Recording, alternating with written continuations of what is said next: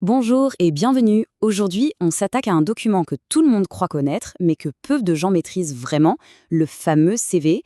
Et on va voir que non, ce n'est pas juste une formalité un peu ennuyeuse, c'est bien plus que ça. L'idée, c'est de transformer cette simple page en une histoire professionnelle qui donne envie.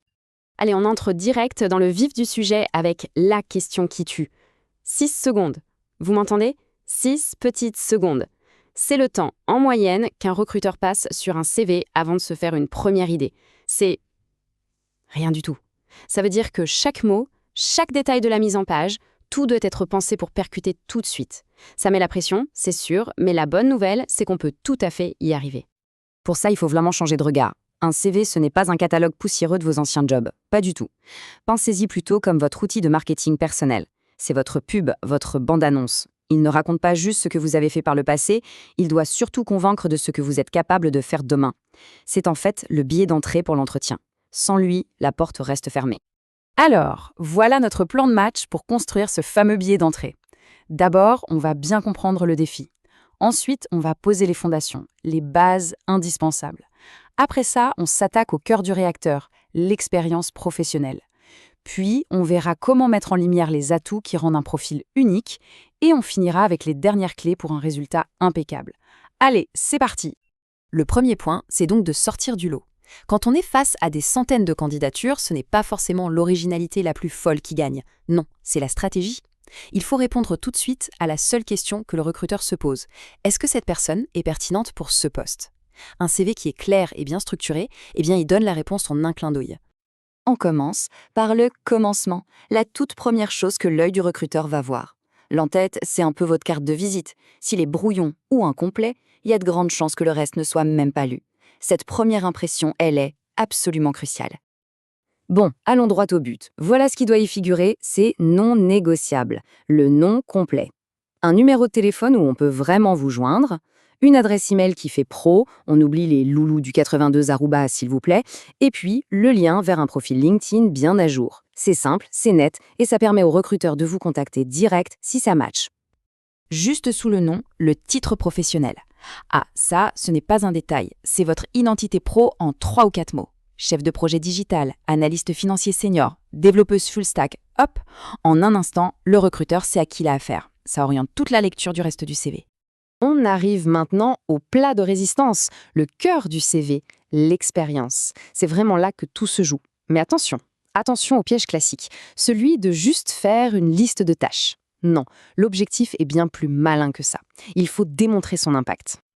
Et voilà, c'est peut-être le conseil le plus important de tous. Il faut absolument changer de mentalité. On ne décrit pas des tâches, on présente des réussites. Personne n'est embauché pour avoir géré des emails. On est embauché pour avoir résolu des problèmes, amélioré des choses, bref, pour avoir eu des résultats. Regardez ça, c'est l'exemple parfait. C'est le jour et la nuit. D'un côté, une phrase passive, gestion du service client. Bof. De l'autre, une réussite concrète et chiffrée, réduction des temps d'attente de 20%. Le premier décrit un job, le second prouve une compétence. Les chiffres, c'est la meilleure preuve de votre impact, il n'y a pas photo. Et pour écrire ces réussites, vos meilleurs amis, ce sont les verbes d'action. Ils donnent du peps, du dynamisme à chaque phrase. Optimiser, développer, mettre en œuvre, ces mots transforment une description un peu molle en une affirmation de résultat.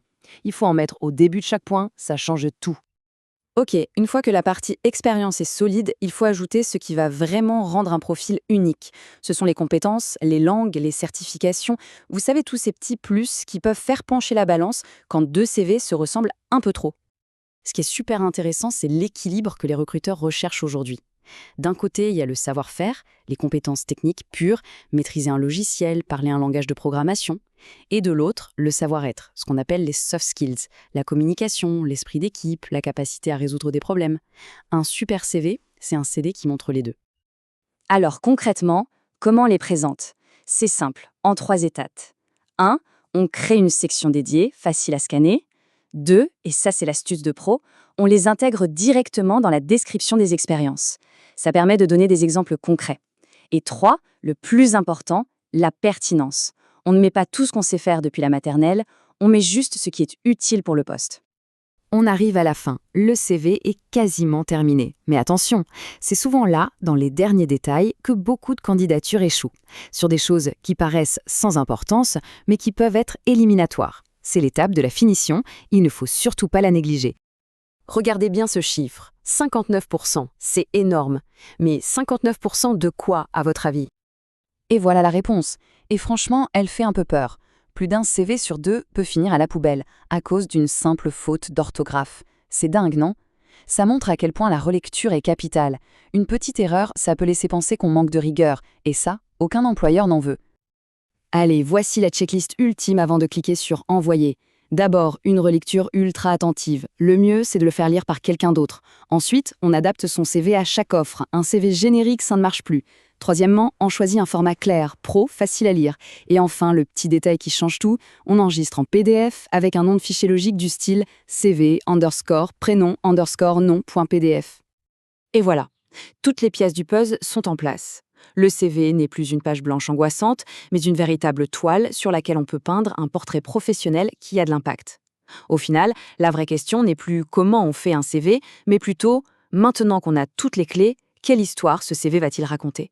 C'est à chacun de l'écrire.